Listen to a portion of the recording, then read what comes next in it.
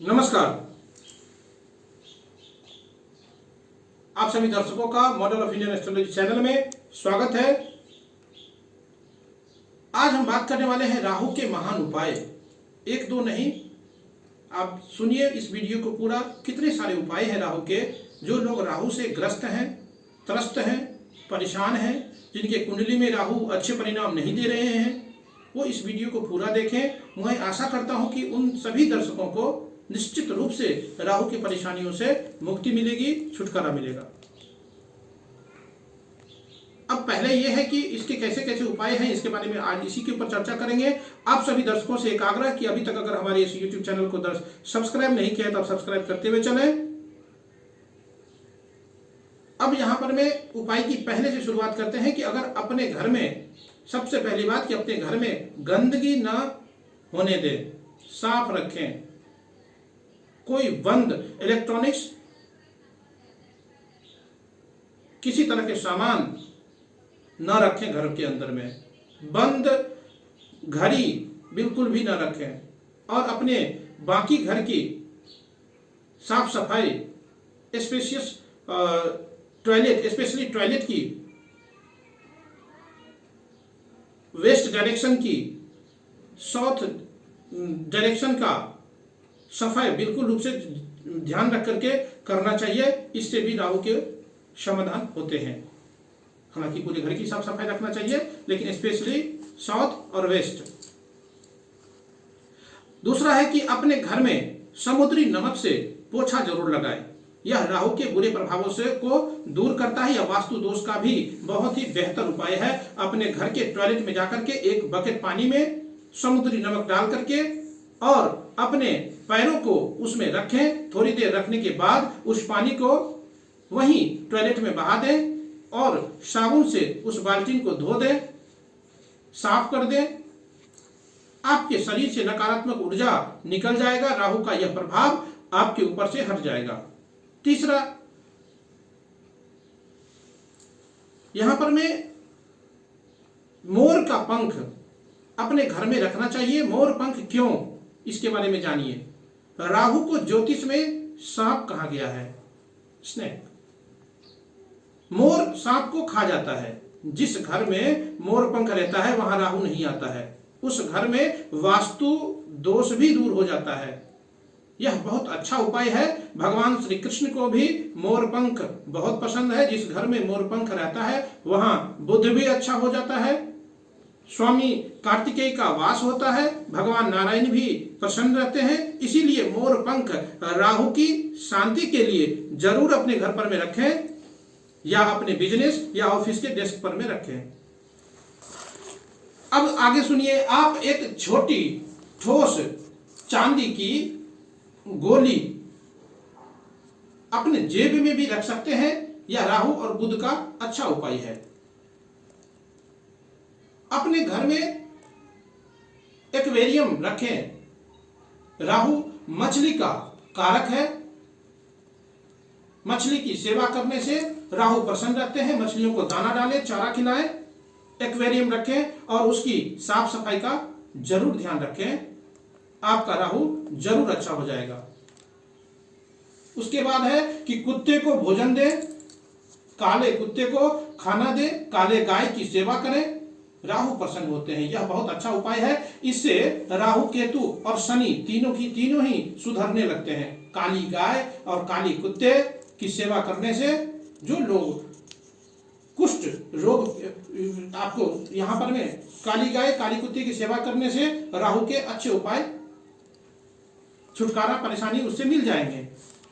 अब यहां पर में जो लोग कुष्ठ रोग से पीड़ित हैं, स्पेशली जो दिव्यांग हैं, उनकी जरूर मदद करें। राहु इन लोगों के कारक हैं। इससे भी राहु सुधरता है। यहां पर में मूर्ति दान, मूली का दान। रात को कुछ मूली अपने सिरहाने के पास में रखें और सुबह उसको दान करें। यह भी राहु का अच्छा उपाय माना गया है। अब उसके आगे है कि कच्चा कोयला या एक नारियल शाम के समय जब अंधेरा होने लगे उस समय बहते हुए पानी में बहा दें। यह राहु का अच्छा उपाय है। राहु किसी का बिगड़े तो शराब और मांस तो बिल्कुल भी नहीं खाना चाहिए। इस बात का विशेष रूप से ध्यान रखना चाहिए,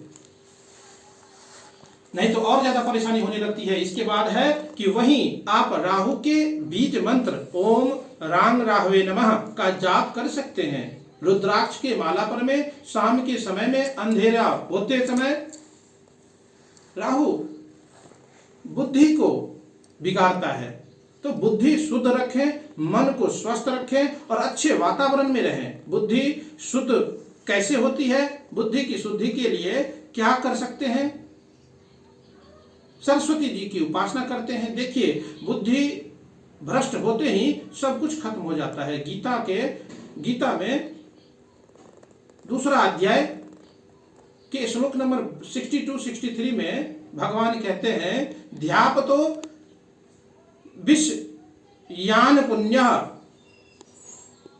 संध सत्येषु पजायते संगात संजायते कामः कामात् बुद्धोभिजायते क्रोधान् भवति सम्मोहः सम्मोहात् समुति विभगः स्मृति भ्रंशाद बुद्धिनाशा प्रयत्यसि।